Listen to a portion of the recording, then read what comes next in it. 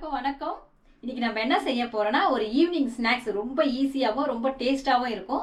அதுவும் காளானை வச்சு செய்ய போறோம். நம்ம அதுக்கு வந்து சைட் டிஷ்ஷா வந்து வெஜ் மைனஸ் செய்ய போறோம். இதை எப்படி செய்யலாம்னு பார்க்கலாம் வாங்க. அப்புறம் இன்னொரு விஷயம், இன்னைக்கு வந்து நம்ம சப்ஸ்கிரைபர் ஃபேமிலி, நம்ம ஃபேமிலில இருந்து சப்ஸ்கிரைபர் ஒருத்தங்களுக்கு வந்து இன்னைக்கு வெட்டிங் ஆனிவர்சரி.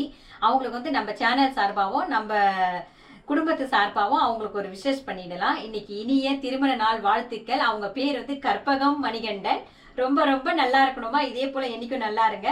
அப்புறம் நம்ம சேனல்ஸ் இந்த மாதிரி போடுறதுக்கு நீங்களும் வந்து முன்னாடி வந்து ஒரு 2 பேர் எனக்கு அனுப்பியிருந்தீங்க. அது வந்து ரொம்ப நெருக்கத்துல இருந்ததுனால என்னால் அதில் வந்து சொல்ல முடியல. தயவு செய்து தப்பா எடுத்துக்காதீங்க. மறுபடியும் இந்த மாதிரி போடணும்னு நினைக்கிறவங்களா இருந்தீங்கன்னா எனக்கு வந்து கொஞ்சம் முன்கூட்டியே எனக்கு வந்து கமெண்ட்ல சொல்லுங்க, அந்த டேட்டும் அந்த தேதி கிழமை எல்லாமே. நான் வந்து வீடியோ முன்னாடி எடுக்கும் போது இதை சேர்த்து நான் அதில் சேர்த்து கொடுக்குறேன். தயவு செய்து மன்னிச்சிருங்க. இனிமே நம்ம கண்டினியூவா யார் சொன்னாலும் போடுறதா ஐடியா வச்சிருக்கேன், போடலாம். சரிங்களா? இப்போ நம்ம செய்யறதுக்கு தேவையான பொருள் என்னென்னு பார்க்கலாம். அதுக்கு வந்து ஒரு பாக்கெட் காளானை குட்டி குட்டியாக கட் பண்ணி வச்சுருக்கேன். தேவையான அளவு உப்பு, ஒரு புடி கைப்பிடி புதினாவும், ஒரு கைப்பிடி கருவேப்பிலை, கொத்தமல்லி, ஒரே ஒரு பச்சை மிளகாவை குட்டி குட்டியாக கட் பண்ணி வச்சுருக்கேன். இஞ்சி பூண்டு பேஸ்ட் ஒரு 1/2 ஸ்பூன் எடுத்து வச்சுருக்கேன். 1/2 ஸ்பூன் வெறும் மிளகாத்தூள், 1/4 ஸ்பூன் நம்ம கரம் மசாலா எடுத்து வச்சுருக்கேன், வீட்டில் அரைச்ச கரம் மசாலா. ஒரு கப்பு வந்து கடலைப்பருப்பு எடுத்து வச்சுருக்கேன். நம்ம கடலை மாவு வேணாலும் யூஸ் பண்ணிக்கலாம். நான் கடலைப்பருப்பை மிக்சியில் அரைச்சி தான் செய்ய போகிறேன். ஒரு கப்பு சின்ன சின்னதாக கட் பண்ணிட்டேன் வெங்காயம். ஒரு கப்பு நம்ம வீட்டில் அரைச்ச தோசை மாவு, இட்லி மாவு. அவ்வளோதான் தேவையான பொருள். இப்போ வந்து நம்ம எடுத்து வச்சிருந்த கடலைப்பருப்பை மிக்சி ஜாரில் சேர்த்து நல்லா பவுடர் பண்ணி எடுத்துட்டு வந்துடலாம்.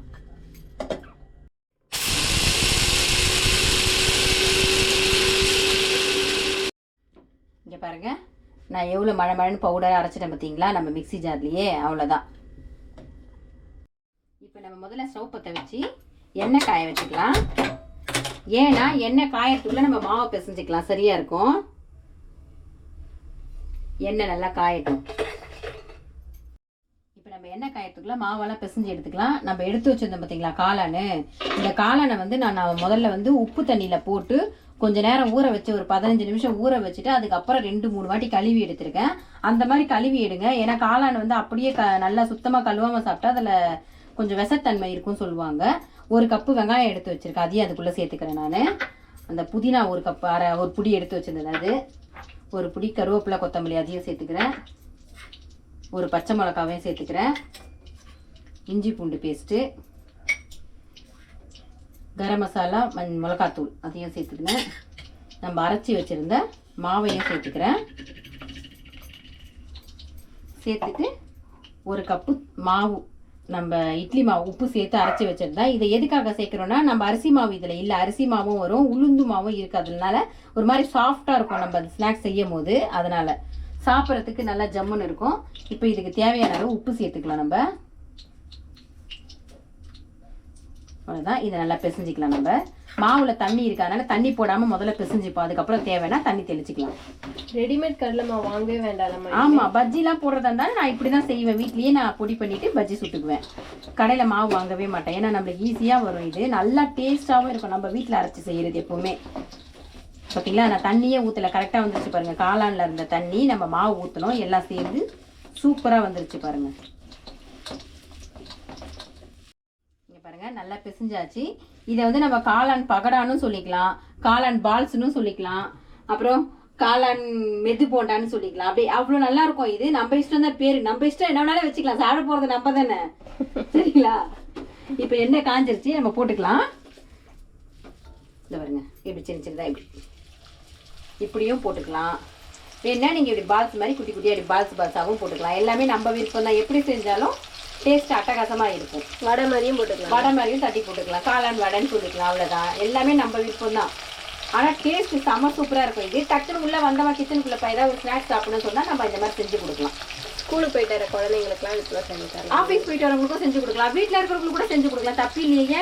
ஆனால் கூட ஸ்கூல் போகிற குழந்தைங்கள தான் நம்ம சொல்கிறோம். இதில் காலேஜ் போகிற குழந்தைங்களும் காலேஜ் போகிற குழந்தை இருக்குது, சௌமியா அதில் லிஸ்ட்டில் வந்துருக்கு. நல்லா எல்லாம் எப்போ வேணாலும் நம்ம இஷ்டம் சாயங்காலத்தில் செஞ்சு யார் வேணாலும் சாப்பிடலாம். எப்போ பார்த்தாலும் குழந்தைங்கன்னு சொல்கிறோம். நம்மளும் சாப்பிடக்கூடாதா? நம்மளும் குழந்தைங்க தான். முடியலையே, எல்லாரும் அவங்க அம்மாவுக்கு குழந்தைங்க தான். ஆமாம், கரெக்டு தான்.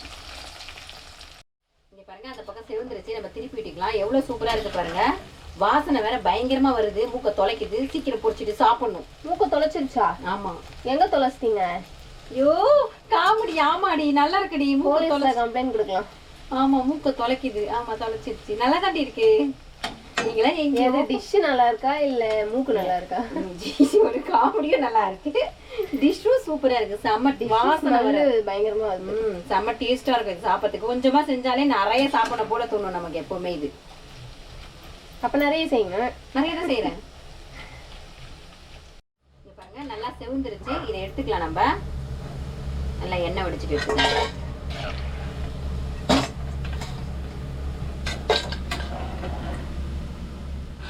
இங்க பாருங்க அடுத்து நான் வடை மாதிரி போட போறேன். வடை மாதிரியும் போட்டுக்கலாம். என்னது மஷ்ரூம் வடை. மஷ்ரூம் வடை. நம்ம பருப்பு ஊற வச்சு நம்ம லேட்டா ஊற வைக்கணும்னா பருப்பு ஊற வச்சுட்டு தானே வடை செய்யணும். நம்ம அப்படிலாம் வேண்டாம். இந்த மாதிரி நம்ம மிக்சியில போட்டு அரைச்சிட்டு இந்த மாதிரி செஞ்சுக்கலாம். குடுகுடுன்னு. ஆமாமா, நீங்க ஃபர்ஸ்ட்லாம் கூட சாமி கும்பிட சொல்ல காலை எழுந்தோடனே ஃபர்ஸ்ட் பருப்பு எல்லாம் ஊற வைப்பீங்க வடைக்கு. ஆமா, நம்ம வடை சொன்னோம்னா பருப்பு ஊற வச்சு செய்வோம். நம்மளுக்கு டக்குன்னு செய்யணும்னா இந்த மாதிரி செய்யலாம் தாராளமா. எல்லாமே நம்ம விருப்பம் தான். ஆனா இப்படி உடனே நம்ம குயிக்கா பண்றதுனால இதுல எதுவும் டேஸ்ட்லாம் மாறாது. சூப்பரா இருக்கும். இது சேம் வடை மாதிரியே இருக்கும்ல இது. ஆமா, நீங்க அந்த மைனஸ் தொட்டு இந்த வடை கூட சாப்பிடும் போது இன்னும் சூப்பரா இருக்கும். டேஸ்ட் அட்டகாசமா எடுத்து கொடுக்கும். மைனஸும் இந்த டொமேட்டோ சாஸ் வச்சு சாப்பிடும் போது. இங்க பாருங்க வடையும் நல்லா செவந்துருச்சு. எவ்வளவு ஜம்முன்னு வந்திருக்கு பாத்தீங்களா? Evening snacks ready. ஆமா, ரெடி ஆயிடுச்சு. அவ்வளவுதான். இப்போ மைனஸ் செய்ய ஆரம்பிச்சுக்கலாம். இப்போ நம்ம வெஜ் மைனஸ் செய்யறதுக்கு தேவையான பொருள்லாம் பார்த்துக்கலாம். அதுக்கு ஒரு கப்பு பால் வந்து காய்ச்சி ஆற வச்சு ஃப்ரிட்ஜில் வச்சிருந்த பால். ஒரு கப்பு நம்ம சாதாரணமான ரீஃபைண்ட் ஆயில் எடுத்துக்கோங்க. வாசனை எண்ணெய் எடுத்துக்காதீங்க, இல்லைன்னா மைனஸ் வந்து வாசனை வேற மாதிரி வரும். ஒரு 4 பல்லு பூண்டு, ஒரு 10 மிளகு எடுத்து வச்சிருக்கேன், ஒரு ஸ்பூன் சர்க்கரை, தேவையான அளவு உப்பு. இப்போ வெஜ் மைனஸ் செய்யறதுக்கு அந்த 4 பல்லு பூண்டையும் இந்த மிளகையும் வந்து மிக்ஸி ஜாரில் சேர்த்துருக்கேன். ஒரு ஸ்பூன் சர்க்கரை எடுத்து வச்சிருந்தோம் இல்லையா, அதையும் அதுக்குள்ளேயே சேர்த்துக்கிறேன். ஒரு அரை ஸ்பூன் உப்பு சேர்த்துக்கிறேன். தேவைன்னா அப்புறம் போட்டுக்கலாம். அது கூடவே எடுத்து வச்சிருந்த அந்த ஒரு கப்பு பாலையும் சேர்த்துக்கிறேன். இப்போ இதை முதல்ல மிக்ஸி ஜாரில் அரைக்கலாம்.